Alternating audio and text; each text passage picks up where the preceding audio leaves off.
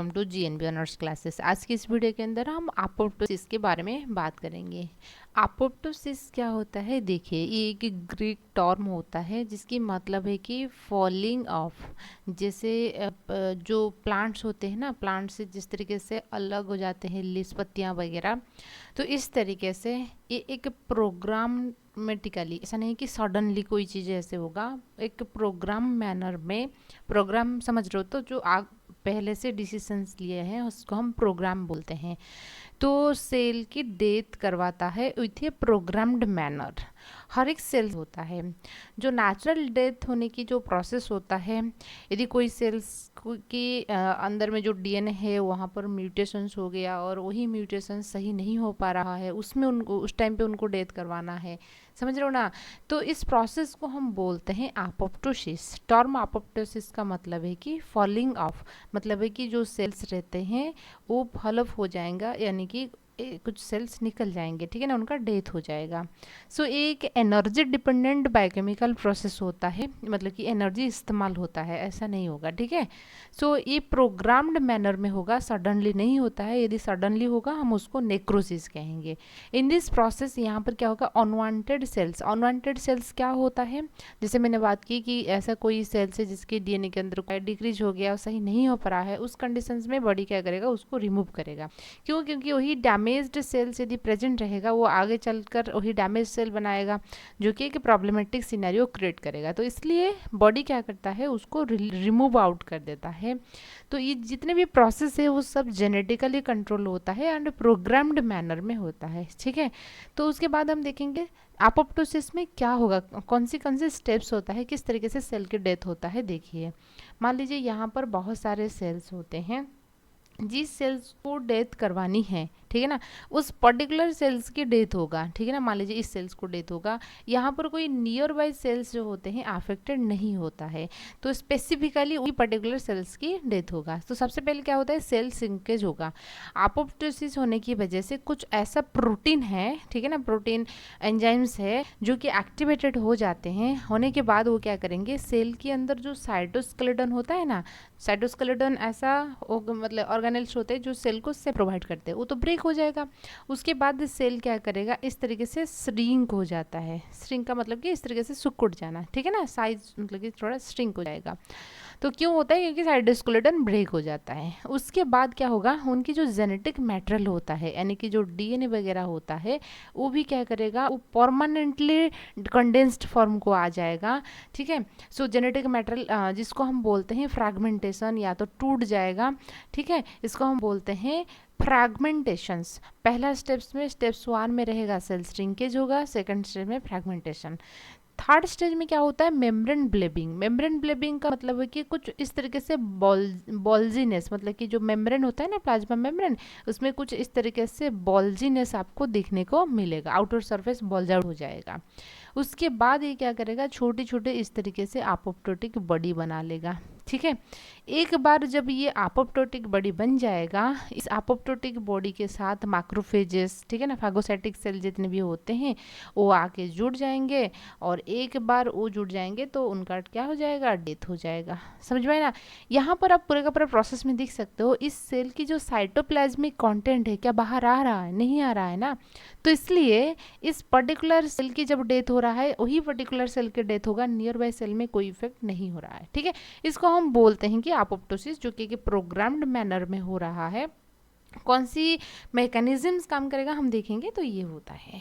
और अपोप्टोसिस के साथ साथ सेल डेथ में आ गया और एक चीज़ होता है नेक्रोसिस, जो कि एक्सीडेंटल सेल डेथ होता है। जैसे आप ऐसे सोच सकते हो कि एक नॉर्मल डेथ होता है जो ओल्ड एज होने के बाद होता है, और कोई बंदा है उसको उतना एज नहीं है, कोई एक्सीडेंट हो गया उनके अंदर डेथ होता है, ऐसे सोचिए, ठीक है ना। एक्सीडेंटल सेल डेथ भी, नेक्रोसिस जो होता है एक्सीडेंटल सेल डेथ होता है। मान लीजिए कहीं पर आपका आग लग गया, ठीक है ना, कोई भी दबाव वजह से सेल की डेथ डेथ हो रहा है तो ये सडनली डेथ होगा। वहाँ पर क्या होता है, मान लीजिए कोई सेल ऐसा सेल है जिसको अच्छे से ब्लड सप्लाई नहीं हो पा रहा है, ब्लड सप्लाई नहीं हो पा रहा है तो ऑक्सीजन एंड न्यूट्रिएंट तो नहीं जाएगा, तो इसलिए स्ट्रेस कंडीशंस में, ट्रॉमा कंडीशंस में सेल की डेथ होता है। तो इस केस में क्या होता है, उनकी जो साइटोप्लाज्मिक कंटेंट है वो बाहर आ जाता है, तो इसलिए जो नियरबाई सेल्स रहेगा वो भी अफेक्टेड हो जाते हैं। ठीक है, इसको हम नेक्रोसिस कहते हैं। तो नॉर्मल अपोप्टोसिस एंड नेक्रोसिस में डिफरेंसेस क्या है? अपोप्टोसिस है कि प्रोग्राम्ड सेल होता है जो कि प्लानिंग के माध्यम से काम करेगा, पहले से वो प्रोग्राम्ड है, लेकिन ये सडनली होता है। यहाँ पर कोई साइटोप्लाज्मिक कंटेंट बाहर नहीं आता है अपोप्टोसिस में, लेकिन नेक्रोसिस में आ जाता है, तो नियरबाई सेल इसलिए अफेक्टेड होगा। उसके बाद देखेंगे कब अपोप्टोसिस होता है। ठीक है, अपोप्टोसिस आपकी एम्ब्रियोनिक स्टेज में भी आपको देखने को मिलेगा, डेवलपमेंटल स्टेज में भी आपको देखने को मिलेगा। जब एम्ब्रियोनिक स्टेज में हमारी बॉडी की फॉर्मेशन हो रहा होगा तो उस टाइम पे देखिए हमारे जो फिंगर्स होते हैं ना, तो डिजिट होता है, उसके बीच में गैप है, तो पहले से ऐसा नहीं होता है, पहले ऐसे जॉइंट होके पाया जाता है, जैसे डॉग वगैरह होते हैं ना उनकी, इस तरीके से आप देखोगे उनमें इस तरीके से वेब पाया जाता है इस वाला एरिया में। हमारा भी ऐसे था, ठीक है ना, इस तरीके से था, लेकिन उसको अपोप्टोसिस की वजह से उस सेल को डेथ किया गया है। डेथ होने के बाद इंटर डिजिटाइजेशन हो गया, मतलब सारे डिजिट अलग हो गया, समझ रहे हो ना। तो एम्ब्रियोनिक टाइम पीरियड में भी होता है। मान लीजिए कोई सेल है जो कि वायरसेस से इन्फेक्टेड है, तो नियर बाय सेल इन्फेक्ट होने की चांसेस रहता है, तो वो सेल क्या करेगा, अपने आप को बोले मतलब कि अपोप्टोटिक सिग्नल इंड्यूस करवाता है, जिस वजह से अपोप्टोसिस प्रोसेस की वजह से उस सेल के पर्टिकुलर सेल की डेथ हो जाता है, ताकि नियर बाय सेल जो है बच सके, क्योंकि इस सेल इन्फेक्ट होगा फिर नियर बाय सेल भी इन्फेक्ट होने की चांसेस रहता है। जब भी कोई सेल की डीएनए डैमेज हुआ है और रिपेयरिंग मैकेनिज्म में भी वो डैमेज सही नहीं हो पा रहा है, उस कंडीशंस में भी अपोप्टोसिस होता है।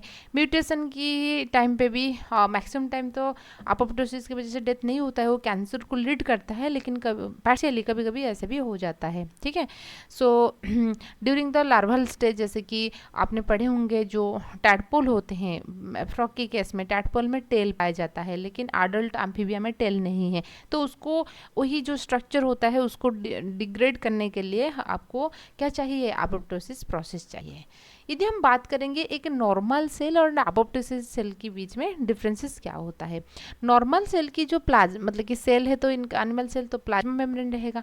प्लाज्मा मेम्ब्रेन में क्या होता है, ठीक है, फॉस्फेटिडिल सेरिन, याद रखिए फॉस्फेटिडिल सेरिन जो होता है वो इनर प्लाज्मा मेम्ब्रेन के साथ अटैच्ड रहता है, ठीक है ना, मतलब कि ये साइटोसोलिक सरफेस में रहेगा। जब कोई सेल की फॉस्फेटिडिल सेरिन जो होता है आउटर लिफलेट को आ जाए, यहाँ पर आ जाए, तो इसका मतलब है कि जो फागोसाइट जो मैक्रोफेजेस होते हैं ना, मैक्रोफेजेस आके यहीं पे बाइंड हो जाएगा, क्योंकि ये जो फॉस्फेटिडिल सेरिन जो होता है नेगेटिवली चार्ज होता है, तो फागोसाइटोसिक साइटोइक सेल्स जो होते हैं या मैक्रोफेजेस जो होते हैं वो आके बाइंड हो जाएंगे, तो इसके बाद इस सेल को डेथ हो जाएगा। मान लीजिए कोई सेल को डेथ वायरस से इन्फेक्ट हुआ, उसके बाद ये क्या करेगा, उनकी जो फॉस्फेटिडिल सेरिन होता है उसको आउटर लिफलेट को फ्लप कर देता है, जिस वजह से जब फॉस्फेटिडिल सेरिन शो होके पाया जाएगा सेल के ऊपर, तो कोई भी फागोसाइटिक सेल आके उसमें बाइंड करेगा, उनका डेथ हो जाएगा। ठीक है, अच्छा, उसके बाद हम देखेंगे कौन सी ऐसा प्रोटीन है, क्योंकि प्रोटीन रहेगा तभी तो वो एंजाइम्स को कन्वर्ट होगा ना, ठीक है ना।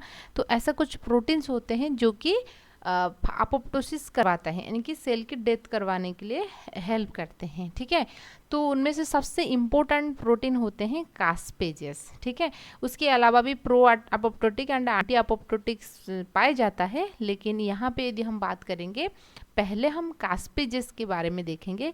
कास्पेजेस, ठीक है ना, तो उनके नाम से कुछ चीज़ें आप समझिए। सी लिखा है, फिर ASP लिखा है। सी लिट्स फॉर आपकी सिस्टीन रेसिड्यू, आपने पढ़े होंगे यदि अमीनो एसिड्स के बारे में आपको पता होगा। ASP लिखा है, इसका मतलब है कि आस्पार्टेट, ठीक है ना, आस्पार्टेट। और ये क्या होता है, एक प्रोटीन डाइजेस्टिंग एंजाइम। ASPजेस लिखा है, तो AC जहाँ पे रहेगा उसका मतलब है कि एक एंजाइम से, एक ऐसा एंजाइम है जो कि प्रोटीन को डाइजेस्ट करेगा। क्योंकि देखिए सेल की जो साइटोस्केलेटन होता है ना, उसको डाइजेस्ट करना है, DNA रहेगा, यदि DNA फ्रैगमेंट करना है, तो इस तरीके से चीज़ों को वो एक्टिवेट करवाना है, तो इसलिए एक प्रोटीन डाइजेस्टिंग एंजाइम्स होता है। उनके एक्टिव साइट्स में, क्योंकि ये एंजाइम्स है, उनमें उनके एक्टिव साइट्स में सिस्टीन रेसिड्यू प्रेजेंट होता है, और ये जहाँ पे अटैक करेगा वहाँ पे आस्पार्टेट एमिनो एसिड्स रहना जरूरी है, इसलिए उनकी नाम होता है कास्पेजेस। पूरा सेल के अंदर आपको 12 टाइप के कास्पेजेस दिखने को मिलेगा, लेकिन फंक्शंस के अकॉर्डिंग कुछ होते हैं इन्फ्लामेशन क्रिएट करने वाले कास्पेजेस होते हैं, कास्पेजेस 1, 4, 5, 11, 12, और कुछ होते हैं आपोप्टोसिस करने वाले कास्पेजेस सेल के अंदर होता है। फिर उनमें से भी दो कैटेगरी होता है, एक होता है इनिशिएटर कास्पेजेस, यानी कि वो आपोप्टोसिस को इनिशिएट कर सकता है, और कुछ होता है एग्जीक्यूटनर कास्पेजेस, यानी कि इस वजह से ही आपोप्टोसिस हो रहा है। तो इनिशिएटर में आपका 2, 8, 9, 10 ये आ जाएंगे, एग्जीक्यूशन में आपका 3, 6, 7 आ जाएंगे। ठीक है। अच्छा, कास्पेजेस के बारे में आपने देखा कि ये नॉर्मली जब सेल के अंदर रहते हैं वो इनएक्टिव फॉर्म में रहेंगे, क्योंकि वो हमेशा एक्टिव फॉर्म में रहेंगे तो नॉर्मल सेल को भी वो साइटोस्केलेटन वगैरह को तो वो डिग्रेड कर देंगे ना। ठीक है, तो इसलिए इनिशियली वो इनएक्टिव फॉर्म में रहते हैं। जब डेथ की सिग्नल आएगा कि डेथ करवाना है उस पर्टिकुलर सेल को, उसके बाद वो एक्टिव होते हैं। पहले इनिशिएटर कास्पेजेस एक्टिव होंगे, उसके बाद वो एग्जीक्यूशनल कास्पेजेस को एक्टिवेट करवाएंगे। ठीक है। अच्छा, तो उसके बाद हम बात करेंगे और जो प्रोटीन इन्वॉल्व रहते हैं, और कुछ ऐसा प्रोटीन होते हैं, ठीक है ना, प्रो आपोप्टोटिक प्रोटीन हम उसको कहते हैं, जो कि आपोप्टोसिस को इंड्यूस करते हैं। नॉर्मल सेल में प्रो आपोप्टोटिक सेल्स प्रोटीन्स जो होते हैं वो इनहिबिटेड, मतलब कि सॉप्रेस होके पाए जाएंगे। सिर्फ और सिर्फ आपको आपोप्टोटिक सेल्स के अंदर वही प्रोटीन एक्टिवेट होते हुए नजर आएगा। ठीक है।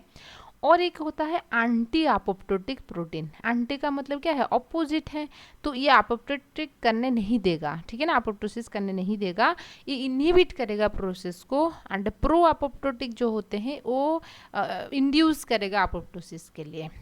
तो एक नॉर्मल सेल्स के अंदर जो एंटी आपोप्टोटिक प्रोटीन होते हैं, एंटी आपोप्टोटिक प्रोटीन जो होते हैं, वो लोग प्रो आपोप्टोटिक प्रोटीन को इनहिबिट करके रखते हैं। ठीक है ना। तो जब आपोप्टोटिक की सिग्नल आएगा, सेल को डेथ करवाने के लिए सिग्नल आएगा, तब उस टाइम पे ये क्या करेगा, वही इनहिबिशन हट जाएगा, उसके बाद प्रो आपोप्टोटिक एक्टिवेट हो जाएंगे, जो जाके कास्पेजेस को एक्टिवेट करेंगे, उसके बाद सेल डेथ हो जाएगा। ठीक है। आपको एग्जाम में पूछा जाता है कि कभी कभी प्रो आपोप्टोटिक प्रोटीन उनमें से कौन है, कौन उनमें से एंटी आपोप्टोटिक है। ठीक है ना। प्रो आपोप्टोटिक में आपका बीड, बाक्स, ठीक है ना, बाक्स, बैड, बीड, बीम, पोमा, नुक्जा, ये सारे आ जाएंगे प्रो आपोप्टोटिक में। एंटी आपोप्टोटिक में आपका BCL2, सारे BCL फैमिली आ जाएगा, BCL2, BCL XL, BCL B। ठीक है, ये चीज़ आपको ध्यान देना है। ठीक है। अच्छा, जो आपोप्टोसिस की जो स्टडी है, सबसे पहले हमने सी एलिगेंस के अंदर एक्सपेरिमेंट किया गया था, क्योंकि उससे पहले तो नॉलेज नहीं था आपोप्टोसिस कुछ ऐसा हो रहा है या नहीं। सी एलिगेंस एक सॉइल नेमाटोड्स होता है। ठीक है ना। उनकी बड़ी, मतलब बहुत टाइनी, छोटा सा होता है, इतना छोटा होता है कि आपने उनकी बॉडी के अंदर कितने सेल है भी काउंट कर सकते हो। ठीक है ना। उनके बॉडी के अंदर जितने भी सेल है आप काउंट कर सकते हो। तो उनमें से देखा गया कि पहले कुछ सेल्स था, ठीक है ना, लगभग 1100 के आसपास सेल था, लेकिन जब उनकी एडल्ट, मतलब कि कंप्लीट ग्रोथ हो गया, उनमें से फिर 900 के आसपास सेल आ गया। तो उन्होंने देखा कि जो 200 के आसपास सेल की डेथ हो रहा है, उनमें से ऑर्गेनिजम्स की कोई भी ऑर्गन, ऐसा कोई ऑर्गन नहीं है कि लैक हो रहा है, यानी कि वो जो प्रोसेस है वो ज़रूरी है, बॉडी डेवलपमेंट के लिए ज़रूरी है। जैसे मैंने आपको बात की कि हमारे जो डिजिट के बीच में जो सेल्स था उनकी डेथ होना ज़रूरी है, ताकि हमारे डिजिट बन सके। समझ रहे हो ना। तो देखा कि जब वो लार्वल, मतलब कि यंग स्टेज में था, 1100 के आसपास था, जब वो एडल्ट हो गया तो उन्होंने काउंट किया कि 900 सेल हो गया। फिर उन्होंने देखा कि बॉडी की तो कोई भी ऑर्गन लैक नहीं कर रहा है, तो इसका मतलब है कि ये प्रोसेस जो है वो ज़रूरी है। उसके बाद उन्होंने देखा कि सी एलिगेंस के अंदर CD9 जो होता है, ये एक एंटी आपोप्टोटिक प्रोटीन होता है। ये नॉर्मल कंडीशंस में क्या करता है, CD4 एंड CD3 को इनहिबिट करके रखता है, यानी कि CD4 को इनहिबिट करेगा, और CD4 इनहिबिटेड फॉर्म में रहे तो वो CD3 को एक्टिवेट नहीं कर पाएगा। तो CD9 जो होता है उनका एंटी आपोप्टोटिक प्रोटीन होता है, एंड CD4 एंड 3 जो होता है ये उनकी प्रो आपोप्टोटिक होता है। कभी कभी आपको एग्जाम में पूछा जाता है कि सी एलिगेंस के बारे में भी कभी कभी पूछा जाता है, याद रखिए। वही केस यदि हम ह्यूमन के केस में देखेंगे, ह्यूमन के केस में एंटी आपोप्टोटिक जो होता है BCL फैमिली नॉर्मल कंडीशंस में क्या होता है, बीसीएल फैमिली जो होता है आपका प्रो अपोप्टोटिक फैमिली की प्रोटीन जैसे कि अपाफ1 या कास्पेजेस उसको इनहिबिट करके रखता है। जब अपोप्टोसिस की सिग्नल आएगा तभी वो इनहिबिशन हट जाएगा, उसके बाद ये लोग एक्टिवेट हो जाएंगे, एक्टिवेट होने के बाद आपकी अपोप्टोसिस प्रोसेस कंटिन्यू होगा। तो यहाँ पे बात आता है कि अपोप्टोसिस करने के लिए सिग्नल कौन सी वे में आ रहा है। तो दो तरीका होता है, एक तो होता है सिग्नल एक्सट्रिंसिक, एक्सटर्नल मतलब कि मान लीजिए ये एक सेल है, दूसरे सेल से मैसेज आएगा कि डेथ करवानी है, उसको हम एक्सट्रिंसिक पाथवे एक्सटर्नल सिग्नल होता है। और एक होता है मान लीजिए कोई सेल है उसके अंदर जो डीएनए है वो डैमेज हो गया, वो रिपेयर नहीं हो पा रहा है, तो सेल के अंदर से सिग्नल जब आएगा कि हाँ वो सेल तो मतलब कि काम नहीं कर रहा है, उसको डेथ करवानी है, तो उसको हम बोलते हैं इंटरनल पाथवे या इंट्रिंसिक पाथवे हम बोलते हैं। सबसे पहले हम एक्सट्रिंसिक पाथवे के बारे में बात करेंगे, पहले मैं समझा देती हूँ उसके बाद हम बात करेंगे, ठीक है। तो एक्सट्रिंसिक पाथवे में क्या होगा, सिग्नल आपकी कहाँ से आएगा, सिग्नल आएगा आपकी एक्सटर्नल फैक्टर से। फॉर एग्जांपल ये एक टी सेल होता है, ठीक है ना, जो कि एक सिग्नल भेजेगा, वो होता है टीएनएफ, है ना, फास्ट लिगैंड होता है, ठीक है ना। ये एक लिगैंड है, ये एक मॉलिक्यूल है जो कि अपोप्टोसिस की सिग्नल लेके आ रही है कि इस लिगांड को जो सेल रिसीव करेगा वो सेल की डेथ होगा, समझ रहे हो ना, इसलिए हम उसको लिगांड बोलते हैं। एल स्टैंड पर लिगांड, तो फास्ट लिगांड होता है, ठीक है। तो मान लीजिए ये आपकी पर्टिकुलर वही सेल है जिस सेल को हम डेथ करवानी है, ठीक है।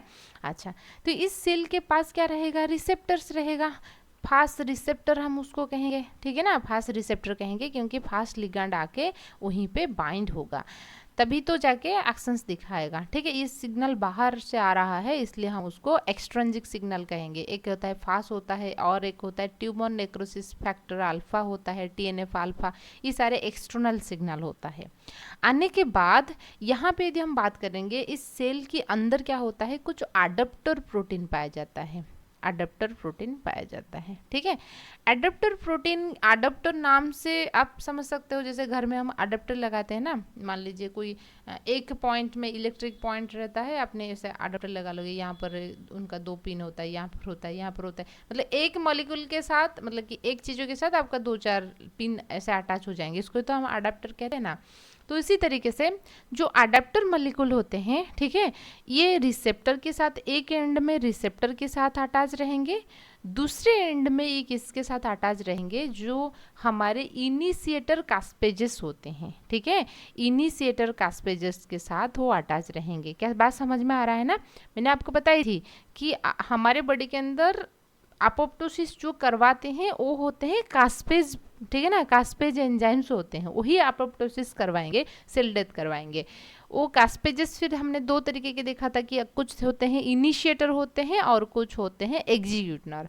इनिशिएटर पहले एक्टिवेट होना चाहिए, उसके बाद एग्जीक्यूटनर जो रहेंगे वो एक्टिवेट होंगे, और एक बार एग्जीक्यूटनर एक्टिवेट हो जाएंगे तो वही डेथ करवाते हैं, साइटोस्केलेटन को तोड़ देते हैं, ठीक है, कोई भी डीएनए के फ्रैगमेंटाइज कर लेते हैं, तो उनकी वो कैपेसिटी रहता है, समझ रहे ना, क्योंकि वो एंजाइम्स होते हैं, प्रोटीन डाइजेस्टिंग एंजाइम्स होते हैं। तो इसलिए हमने देखा कि अडेप्टर मॉलिक्यूल कुछ ऐसा मॉलिक्यूल होता है वो दोनों के बीच में कनेक्टिविटी प्रोवाइड करता है, समझ में आ रहा है। तो डेथ सिग्नल आएगा, डेथ सिग्नल मान लीजिए ये सेल है, ये फास्ट लिगैंड भेजा, ये एक डेथ सिग्नल है, वो आके यहाँ पे बाइंड होगा, बाइंड होने के बाद रिसेप्टर के साथ बाइंड हुआ, वहाँ पर एक कन्फर्मेशनल चेंजेस होगा, वही कन्फर्मेशनल चेंजेस जो होता है अडेप्टर प्रोटीन के पास, अडेप्टर प्रोटीन उसके साथ अटैच रहता है उनके साइटोसोलिक फेज में। कोई भी एक रिसेप्टर यदि सेल में आपको दिखने को मिलेगा ना, कोई भी रिसेप्टर जो दिखने को मिलेगा, उनके कुछ ऐसा मॉलिक्यूल रहता है, एक तो एक्सटर्नल रहेगा जो कि लिगैंड के साथ बाइंड होगा, एक ट्रांस मेम्ब्रेन डोमेन रहेगा जो आर पार किया है प्लाज्मा मेम्ब्रेन को, ये ट्रांस मेम्ब्रेन डोमेन रहेगा, ठीक है ना, और एक रहेगा साइटोसोलिक डोमेन, साइटोसोलिक जो सेल के अंदर है। साइटोसोलिक डोमेन के साथ कौन अटैच्ड है, अडेप्टर प्रोटीन अटैच है। तो अडेप्टर प्रोटीन जो है एक साइड्स में आपकी साइटोसोलिक डोमेन ऑफ रिसेप्टर के साथ अटैच्ड है, दूसरे साइड्स में उन्होंने इनिशिएटर कास्पेजेस के साथ अटैच्ड है। कास्पेजेस जो होते हैं वो नॉर्मली वो मोनोमेरिक फॉर्म में पाए जाते हैं। जब ये जुड़ेंगे उसके साथ वो डाइमराइजेशन हो जाएगा, ठीक है ना। उनके साथ जुड़ने के बाद यहाँ उनकी डाइमराइजेशन हो जाएगा, और डाइमराइजेशन होने के बाद यहाँ पर कुछ क्लीवेज वगैरह होता है। उसके बाद इनिशिएटर कास्पेज जो होते हैं वो एक्टिवेट हो जाते हैं।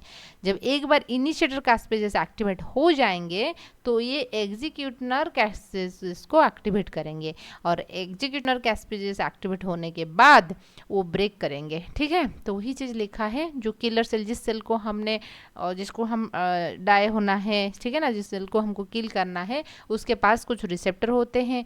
रिसेप्टर है, ठीक है ना, extrinsic signal comes and bind with the receptors. तो उसके बाद फिर वो अडेप्टर मॉलिक्यूल के पास चला जाएगा। Inside the cell initiator and procaspases दोनों रहते हैं, एंड दोनों इनएक्टिव फॉर्म में रहते हैं, मोनोमेरिक फॉर्म में रहते हैं। Initiator procaspases have one adapter binding domain रहता है, जो कि अडेप्टर के साथ बाइंड करेगा। जैसे मैंने आपको बात की थी, ये सेल था, ये आपकी रिसेप्टर्स था, इस रिसेप्टर का ये, ठीक है ना, ये डोमेन होता है। और ये अडेप्टर मॉलिक्यूल मान लीजिए कुछ ऐसा होता है, इसके साथ बाइंड है एक साइड्स में, और दूसरे साइड्स में आपका कास्पेजेस, इनिशिएटर कास्पेजेस के साथ बाइंड है, ठीक है। आप ऐसे समझ सकते हो, ये अडेप्टर है। तो ठीक है, तो इनिशिएटर प्रोकास्पेज अडेप्टर बाइंडिंग प्रोटीन उसके साथ बाइंड हुआ है। अनदर प्रोटीज डोमेन जो रहता है वो क्लीवेज करेगा, डाइमराइजेशन होगा, क्योंकि वो मोनोमर फॉर्म में इनिशिएटर कास्पेजेस रहते हैं। जब ये डाइमराइजेशन हो जाएगा तो एक्टिवेट हो जाएंगे। सो जब एक्टिवेटेड होते हैं this ligand bind to receptor, there conformational changes होगा, join together and activate the caspase 8। जो इनिशिएटर कास्पेज होता है, तो इनिशिएटर कास्पेज होता है कास्पेज 8। आपने याद रखिए, एक्सट्रिंसिक पाथवे जो होता है, एक्सट्रिंसिक स्पेलिंग में ई आ रहा है, जो इनिशिएटर कास्पेज होता है वो 8 होता है। जब हम इंट्रिंसिक देखेंगे, है ना, इंट्रिंसिक में जो इनिशिएटर कास्पेजेस होता है वो 9 होता है, वही डिफरेंस है। अब मैंने ऐसे याद किया है तो आप ऐसे याद कर सकते हो, ई है ना, 8 है ना, एक्सट्रिंसिक ई से स्टार्ट हो रहा है। देन कास्पेज 8 एक्टिवेट करेगा कास्पेजेस 3 को, देन एपोप्टोसिस प्रोसेस जो होगा वो कंटिन्यू रहेगा।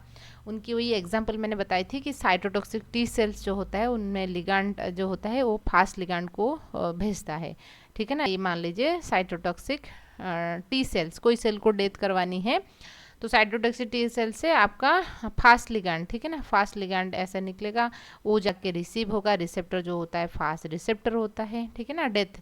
तो उसके बाद एक चीज़ मैंने यहाँ पे आपको बता दूँ, यहाँ पर जो फास्ट लिगांड, ठीक है ना, फास्ट लिगांड के साथ फास्ट रिसेप्टर बाइंड हुआ, Fas receptor, adapter protein and initiator caspase, ये तीनों मिलके हम बोलते हैं DISC. Death inducing silencing complex होता है, डिस्क हम बोलते हैं, यानी कि वो डेथ को इनिशिएट करवाएगा, समझ रहे हो ना। तो एक कॉम्प्लेक्स बना देता है, उसको हम डेथ से बोलते हैं, ठीक है। उसके देखिए, सो अडेप्टर प्रोटीन की नाम होता है FADD, fast associated protein death. तो आप उसको नोट्स की तरफ से समझ सकते हो, बस चीज़ें वही है मैंने जितना आपको समझाई, ठीक है ना। And protein have death effected domain activated procaspase रहता है, डिस्क कॉम्प्लेक्स बनाएगा जो कि मैंने आपको बताई थी। देन एक्टिवेट द एग्जीक्यूटनर कास्पेजेस, वो एक्टिवेट होने के बाद एग्जीक्यूटनर कास्पेज एक्टिवेट होगा, ठीक है। उसके बाद डिग्रेड द साइटोस्केलेटन, एग्जीक्यूटनर कास्पेज क्या करेगा, साइटोस्केलेटन को डिग्रेड कर सकता है, डीएनए फ्रैगमेंटाइजेशन कर सकता है, न्यूक्लियर लैमिना जो होता है उसको भी तोड़ सकता है, cell to cell addition protein जो होता है उसको भी तोड़ देता है, ताकि एक सेल दूसरे सेल के साथ कोई कनेक्टिविटी नहीं रहेगा। उसके बाद हम बात करेंगे इंट्रिंसिक पाथवे, पहले मैं समझा देती हूँ, उसके बाद नोट्स दिखेंगे। इंट्रिंसिक पाथवे की मतलब है कि सिग्नल कहाँ से आएगा, आपकी सेल्स के अंदर आएगा। ये सेल है तो यहाँ पर एक ऑर्गेनेल की बहुत बड़ा रोल रहता है, दैट इज द माइटोकॉन्ड्रिया के अंदर एक होता है साइटोक्रोम सी, ठीक है ना, प्रेजेंट्स रहता है यहाँ इंटरमेम्ब्रेन स्पेस के अंदर, यहाँ पे प्रेजेंट्स रहता है। ये रहा है आपका न्यूक्लियस। होता क्या है, मान लीजिए इस सेल है, कोई भी स्ट्रेस कंडीशंस में आ गया, या तो कोई डीएनए डैमेज हुआ, रिपेयर नहीं हो पा रहा है, तो उस कंडीशंस में क्या होगा, देखिए सेल्स के अंदर आपका प्रोकास्पेजेस वगैरह रहता है, इनिशिएटर कास्पेज ये भी रहते हैं, उसके साथ साथ आपकी pro apoptotic and anti apoptotic protein पाए जाते हैं। सबसे पहले क्या होगा, जो हमने जो देखा था क्या है, जब सिग्नल मतलब कि स्ट्रेस कंडीशंस में आएगा या डैमेज कंडीशंस में आएगा, जो प्रोटीन होते हैं वो जाके माइटोकॉन्ड्रिया की सरफेस में, जो सरफेस में अटैच हो जाएंगे, ठीक है ना। जो जैसे कि प्रोटीन के नाम होता है बाक एंड बाक्स प्रोटीन होता है, माइटोकॉन्ड्रिया मेम्ब्रेन में अटैच हो जाएंगे एंड ये पोर फॉर्मेशंस करेंगे, जिस वजह से क्या होगा, साइटोक्रोम सी जो होता है वो बाहर आ जाएगा, ठीक है ना। बाक्स जो होते हैं वो अटैच हो जाएंगे, ये एक चैनल क्रिएट करेंगे, जिस चैनल की वजह से साइटोक्रोम सी जो होगा साइटोप्लाज्म्स को आ जाएगा। जब एक बार साइटोक्रोम सी साइटोप्लाज्म्स को आ जाएगा, देन यहाँ पे क्या होता है, then it binds with APAF1, ठीक है ना। ये किसके साथ बाइंड होगा, और ये APAF1 जो होता है ये क्या होता है, आपकी प्रो अपोप्टोटिक प्रोटीन्स होते हैं, ठीक है ना, APAF1 एंड प्रोकास्पेजेस 9, ठीक है ना। यहाँ पे आप देख सकते हो प्रोकास्पेजेस 9, तो साइटोक्रोम सी आ गया साइटोप्लाज्म्स को, तो यहाँ पे कितना रहता है, 7 APAF1 रहता है, APAF1 7, ठीक है ना, 7 पाया जाता है इस तरीके से। ये एक व्हील जैसे होता है, कार्ट व्हील जैसे होता है ना, ठीक है ना, कार्ट व्हील, साइकिल व्हील आपने जैसे देखा होगा, तो इस तरीके से 7 उनका APAF1 रहता है। उसके साथ आपका अटैच हो जाएगा कौन, साइटोक्रोम सी, ठीक है ना, क्योंकि साइटोक्रोम सी आ गया कहाँ से, आपके माइटोकॉन्ड्रिया से, तो यहाँ पे आके वो यहाँ पे अटैच हो जाएगा, यहाँ पे 7 मॉलिक्यूल रहता है, कार्ट व्हील स्ट्रक्चर बना लेगा। उसके बाद ये जो स्ट्रक्चर है, ये जो साइकिल डोमेन आप देख सकते हो, ठीक है, इसको हम बोलते हैं एपोप्टोजोम। उसके साथ साथ क्या होता है, and form APAF1 and form a procaspases 9। उसके बाद प्रोकास्पेज 9 जो होता है वो एक्टिवेट हो जाएगा। मैंने आपको बताई थी कि इंट्रांजिक में आपने 9 याद रखोगे, सबसे पहला कास्पेज जो एक्टिवेट होता है दैट इज द 9, एक्सट्रांजिक में 8 था, ठीक है। Attach with and wheel like structure बनाएंगे, कार्ट व्हील जैसे स्ट्रक्चर बनाएंगे, तो इसके बाद उसको हम अपोप्टोजम कहते हैं। It activate the caspase 9, then executor caspase activate हो जाएंगे। ये था आपका इनिशिएटर कास्पेजेस, कास्पेज 9, एग्जीक्यूटर में 3 6, ठीक है ना, 3 6 7 आ रहा था, वो एक्टिवेट हो जाएगा। जब वो एक्टिवेट होगा तो ये क्या कर सकता है, साइटोस्केलेटन को डिग्रेड कर सकता है, डीएनए फ्रैगमेंटाइज कर सकता है, न्यूक्लियर मेम्ब्रेन को तोड़ सकता है, या तो सेल एडेशन प्रोटीन को भी तोड़ सकता है। यदि हम दो चीज़ों को, एक्सट्रेंजिक एंड इंट्रेंजिक पाथवे को हम अच्छे से देखेंगे तो सम अप करने की कोशिश करेंगे। Extrinsic pathway and intrinsic pathway, intrinsic में हमने देखा कि कोई भी सेल के अंदर मान लीजिए कोई डीएनए डैमेज हो गया, रिपेयर नहीं हो पा रहा है, तो क्या होगा, इसमें जो प्रो अपोप्टोटिक प्रोटीन्स जो होते हैं, जो कि बाक वगैरह, वो जाके अटैच हो जाएंगे माइटोकॉन्ड्रिया में। तो माइटोकॉन्ड्रिया में एक चैनल क्रिएट होगा, तो जिस वजह से साइटोक्रोम सी जो है साइटोप्लाज्म्स को आ जाएगा। जब साइटोक्रोम सी आ जाएगा, वही ठीक है ना, APAF1 जो प्रो अपोप्टोटिक प्रोटीन है यहाँ पे पाया जाता है, कितना होता है, 7 होता है, ठीक है ना, APAF1, ठीक है ना, APAF1, वही APAF1 के साथ आके आपका जुड़ जाएगा क्या, साइटोक्रोम सी। साइटोक्रोम सी इसके साथ जुड़ेगा, उसको हम बोलते हैं एक व्हील लाइक स्ट्रक्चर, अपोप्टोजोम बोलते हैं। जब अपोप्टोजोम बन जाता है that will activate the caspase 9। कास्पेज 9 जो होता है ये एक इनिशिएटर कास्पेज होता है, वो पहले एक्टिवेट होगा। जब कास्पेज 9 एक्टिवेट होगा, ये कास्पेज 3 6 7 यानी कि एग्जीक्यूटर कास्पेजेस को एक्टिवेट करेगा। जब ये एक्टिवेट हो जाएंगे, वो साइटोस्केलेटन को तोड़ सकते हैं, इस तरीके से चीज़ें। एक्सट्रिंसिक के लिए हम बात करेंगे, लिगेंड जो होता है फास्ट लिगेंड हो सकता है, या तो ट्यूमर नेक्रोसिस फैक्टर अल्फा हो सकता है, ये कोई दूसरे सेल से आएगा। आने के बाद ये क्या करेगा, जिस सेल को हमको डेथ करवानी है वो उसके अंदर रिसेप्टर पाया जाता है, वही रिसेप्टर के साथ ही ये बाइंड होगा। बाइंड होने के बाद यहाँ पर कॉन्फॉर्मेशनल चेंजेस आएगा, यहाँ पर कुछ अडप्टर प्रोटीन होते हैं वो उसको बाइंड कर लेंगे। अडप्टर प्रोटीन जो होता है एक साइड्स में रिसेप्टर के साथ अटैच्ड है, दूसरे साइड्स में इनिशिएटर कास्पेजेस के साथ अटैच्ड है। तो उसके बाद उन्होंने डेथ इंड्यूसिंग साइलेंसिंग कॉम्प्लेक्स बनाएंगे ये तीनों के तीनों।